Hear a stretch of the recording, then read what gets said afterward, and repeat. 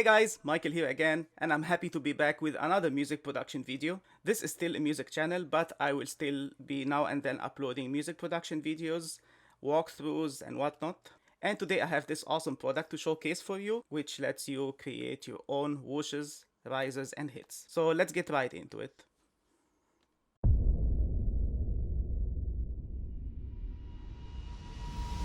Alright guys, first things first. This is how the user interface looks like. And let's get to see what those colored keys do exactly. The first one here lets you play the whole preset just normally.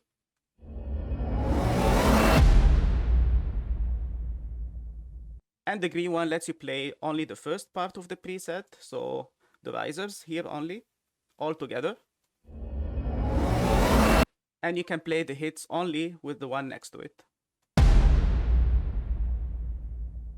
And then the next bunch of keys do the same operation, but individually. You play the first row only, or the second, etc.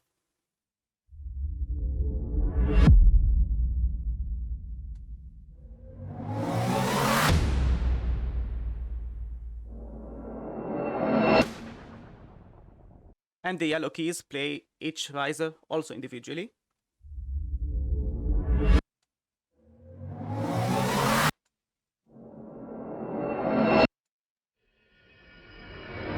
And the blue keys play the hits also individually.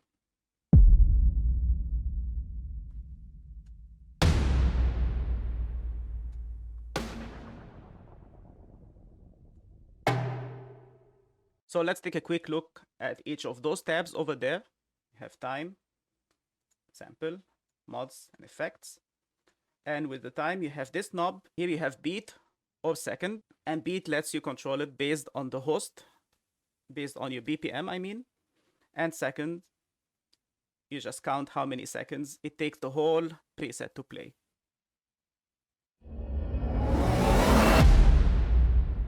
So here it says 4 beats, and I can do this, and Phoenix will start stretching all the samples, time stretch them, so it plays with 8 beat.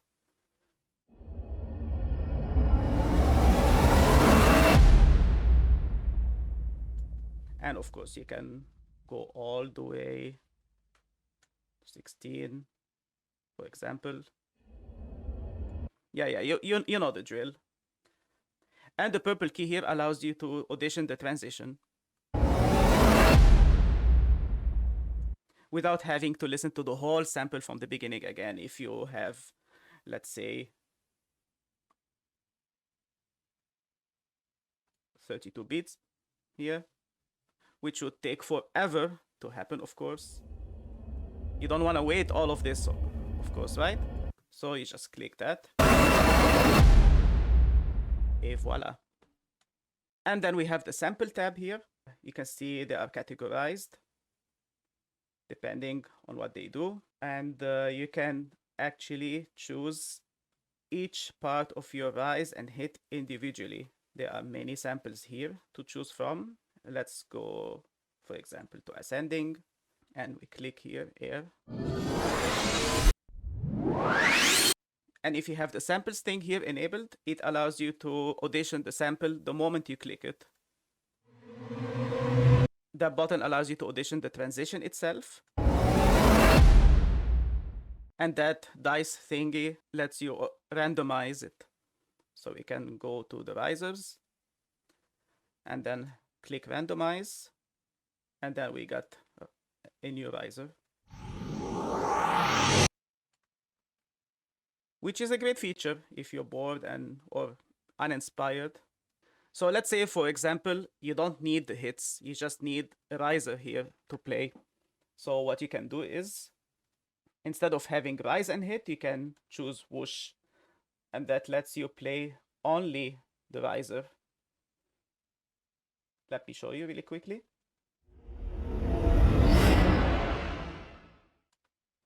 And you can choose the length of it, how it plays. And here you can move it like this. So it's a very flexible tool, in my opinion. So you have here the modulations tab. which allows you to control how the sample is being played and manipulate it a bit internally. So it's not an effect per se, it's an internal controller. So let me demonstrate this really quickly. There is low frequency oscillations. So this is how it oscillates. Oh. So this is how it oscillates, how it moves through the air, I would say. Let's connect it to with the volume so I can demonstrate it better. We have here sine. So let me play it really quickly. We are playing only with that sample.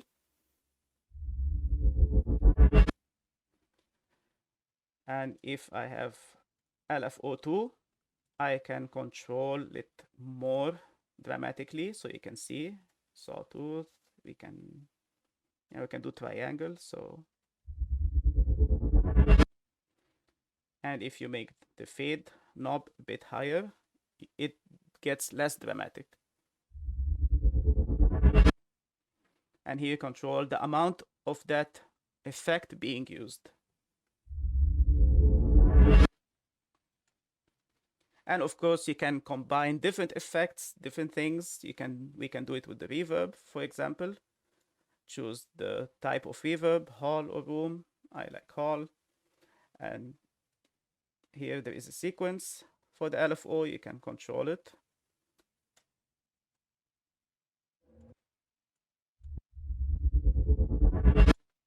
And here you can control how much send, how much is going in from the signal, the size of the reverb, time, damping. It's almost like using a normal reverb, really. And I find that feature really cool. You can do so many things. You can do crazy stuff. Sound design is not really my forte, so I don't want to be talking about this very much and bore you to death. But believe me, this is a really great feature and it gives a lot of versatility and flexibility, I would say. So go to town with it. And last but not least, you have this effects tab, which basically applies effects on either an individual part like this. So you see the name changes if I click here. So each one could be treated individually, or you can click master and do one thing that applies for all. So we're gonna be playing a bit with that riser here. We can put some screamer, so it's kind of like a bit crush distortion kind of thing. Can reduce the drive, for example.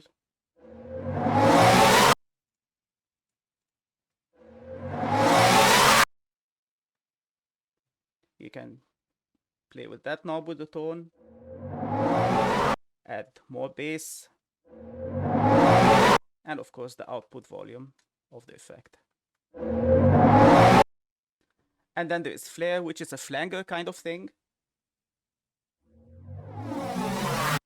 You can control the rate of it. Let's make it to the maximum so you can see what it does.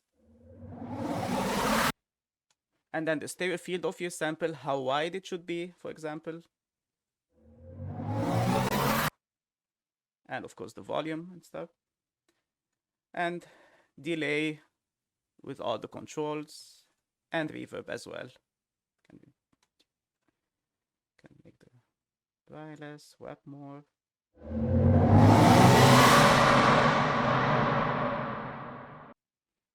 And another feature I like is here you can exchange between rise and hit and whoosh. So if you don't like to have a hit here at all, you can do this. And then you can make the sample shorter or longer, and then you reposition it the way you want. So the flexibility on this is insane. I've never seen something like this before, and not because I have this product to promote, it's because I could use it in almost every project I have. So yeah. So I know some of you guys are like me.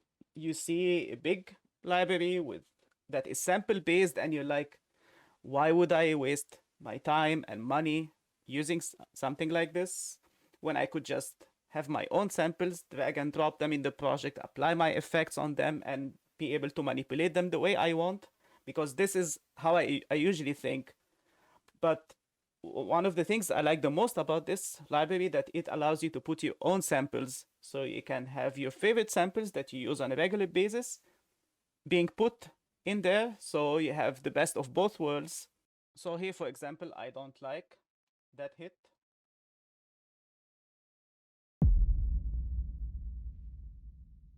So I'm gonna use my own.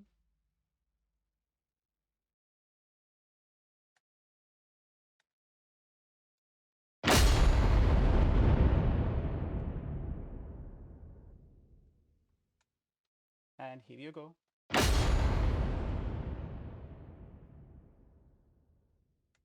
And now before we get to the end of our video, I'm gonna show you a little demo I wrote for the library.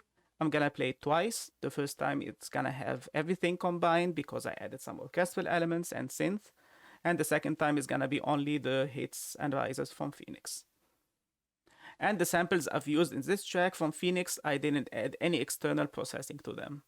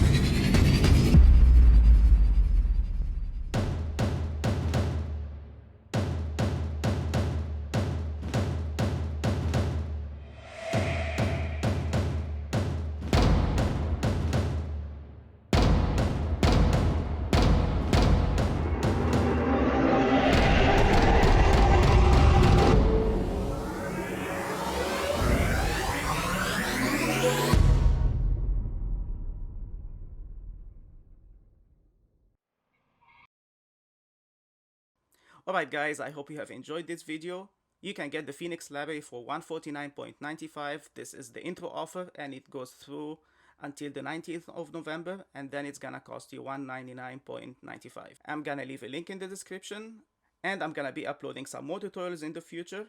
Also, original music as usual. Thank you so much for watching and until next time. Bye.